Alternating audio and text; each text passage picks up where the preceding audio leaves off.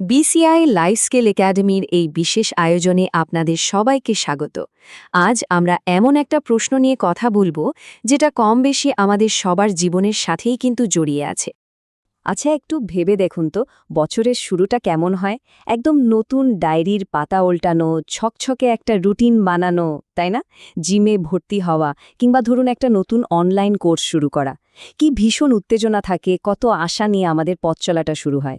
কিন্তু কয়েক সপ্তাহ বা মাস যেতে না যেতেই সেই আগুনটা কোথায় যেন নিভে আসে। শুরুটা খুব জমকালো হয়, কিন্তু শেষটা আর খুঁজে পাওয়া যায় না। কেন হয় এমনটা বলুন তো? আমাদের এই চিরচেনা প্রশ্নের উত্তর খুঁজতেই আমরা আজ সাহায্য নেব ক্রিস বেলির লেখা একটি অসাধারণ বইয়ের, intentional how to finish what you start.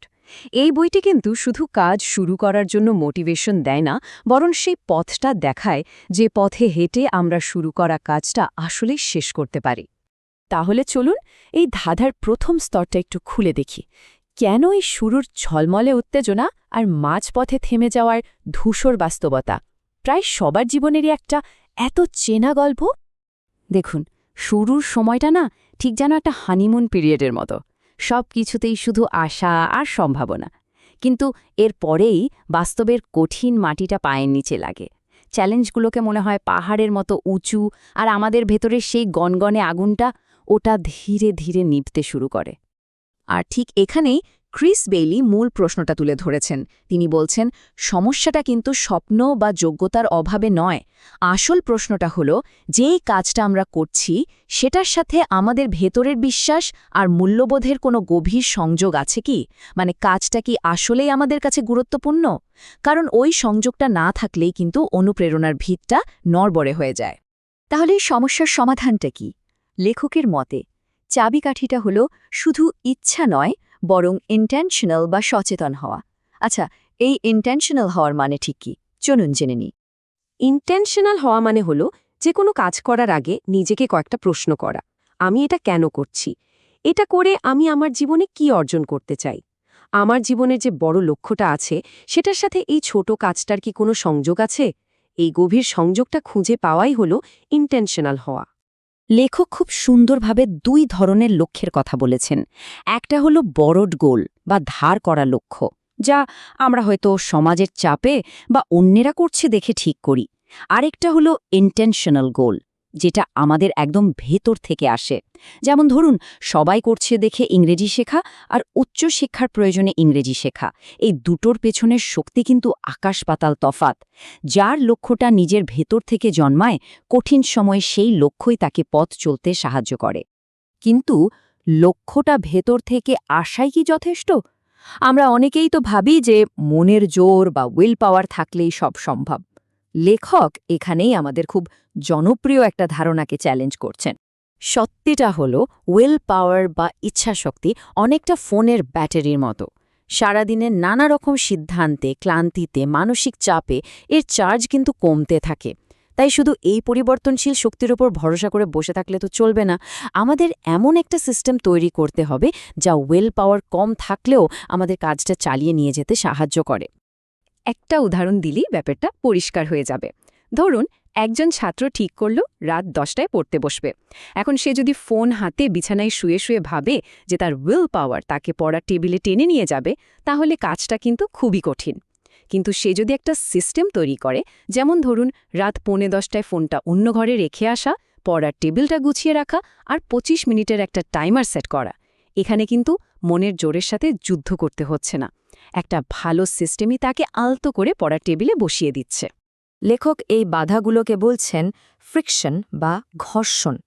ভেবে দেখুন, সকালে ব্যায়াম করার সব ইচ্ছাই আছে, কিন্তু ঠিক সময় জুতো জোড়াটা খুঁজে পাওয়া গেল না। ব্যাস, ইচ্ছাটা সেখানেই মরে গেল।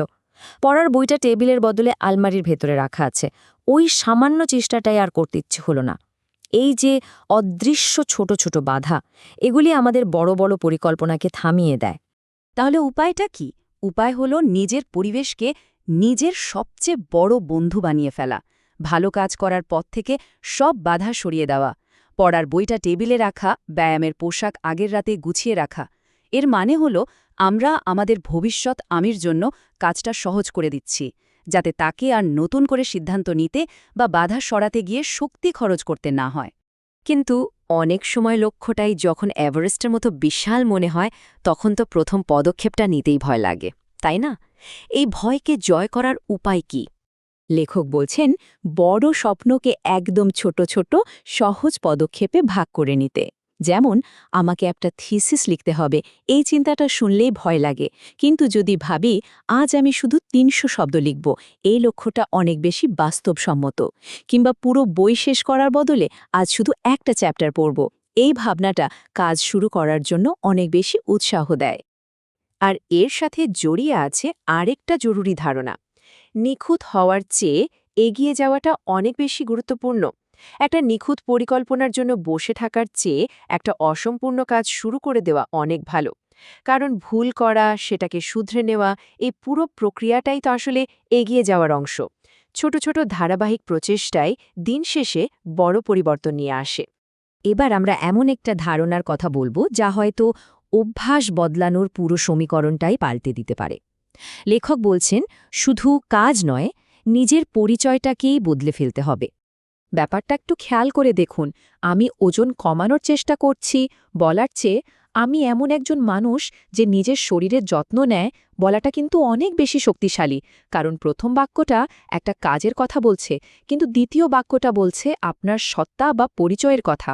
যখন কেউ নিজেকে আমি একজন ডিসিপ্লিন লার্নার হিসেবে ভাবতে শুরু করে, তখন তার অবচেতন মনও কিন্তু সেই পরিচয়ের সাথে মিলিয়ে আচরণ করতে শুরু করে। তখন সিদ্ধান্তগুলো অনেক সহজ হয়ে যায়, কারণ একজন ডিসিপ্লিন লার্নার তো পড়বেই, এটাই তো স্বাভাবিক। আসলে প্রতিটি শেষ করা কাজ নিজের কাছে দেওয়া একটা প্রতিজ্ঞা রাখার মতো। এটা শুধু একটা ফলাফল নয়, এটা নিজের মনে এই বিশ্বাসটাকে গেঁথে দেওয়া যে আমি যা শুরু করি তা শেষ করতে পারি। আর এই ছোট ছোট জয় থেকে তৈরি হওয়া আত্মবিশ্বাসী পরের বড় কাজটি শেষ করার জ্বালানি হয়ে ওঠে। সবশেষে ক্রিস বেইলির বার্তাটা খুবই স্পষ্ট। জীবনের উদ্দেশ্য অনেক বেশি কাজ করা নয়, বরং সঠিক কাজটা বেছে নেয়া এবং সেটা মন দিয়ে ধৈর্য ধরে আর সচেতনভাবে শেষ করা। আমাদের জীবনকে অসংখ্য কাজ দিয়ে ভরিয়ে ফেলার কোনো দরকার নেই। তাহলে পুরো আলোচনাটাকে যদি এক জায়গায় আনি, তাহলে কি দাঁড়ায়? দাঁড়ায় এই যে কোনো কাজ শেষ করার যাত্রাটা শুরু হয় কেন দিয়ে, মানে নিজের মূল্যবোধের সাথে সংযোগ স্থাপন করে। এরপর আসে কিভাবে, ইচ্ছাশক্তির উপর ভরসা না করে একটা মজবুত সিস্টেম তৈরি করে। বড় লক্ষ্যকে ছোট ছোট পদক্ষেপে ভেঙে আমরা ভয়কে জয় করি, এবং সবশেষে এই কাজের মাধ্যমেই আমরা ধীরে ধীরে নিজেদের পরিচয়কে নতুন করে গড়ে তুলি। এখন প্রশ্নটা আমাদের সবার নিজের কাছে। আমাদের জীবনে এমন কোন কাজটা আছে যা শেষ করতে পারলে সবচেয়ে বেশি অর্থ খুঁজে পাওয়া যাবে? কোন কাজটা আমাদের ভেতরের মূল্যবোধের সাথে সবচেয়ে গভীরভাবে জড়িত? এই বিষয়ে আপনাদের ভাবনাগুলো কমেন্টে জানালে আমাদের আলোচনাটা আরও সুন্দর হয়ে উঠবে। আজকের এই আয়োজন যদি ভালো লেগে থাকে তাহলে লাইক ও শেয়ার করে অন্যদের কাছেও পৌঁছে দিতে পারেন, এবং অবশ্যই আমাদের চ্যানেলের সাথে যুক্ত থাকতে পারেন। আর যারা নিজেদের একাডেমিক যাত্রার মতো গুরুত্বপূর্ণ লক্ষ্যগুলোকে সঠিক পথে এগিয়ে নিয়ে যেতে চান, ক্লাস 10 থেকে পিএইচডি পর্যন্ত অ্যাডমিশন বা গাইডেন্সের জন্য আমাদের অনলাইন একাডেমির সাথে যোগাযোগ করতে পারেন। 20 বছরেরও বেশি সময় ধরে পথ দেখানোর এই দীর্ঘ যাত্রায় আমরা বিশ্বাস করি সঠিক সিস্টেম আর গাইডেন্স থাকলে যে কোনো লক্ষ্যই পূরণ করা সম্ভব। বিস্তারিত তথ্য ডেসক্রিপশন বক্সে দেওয়া রইল। সবাইকে ধন্যবাদ।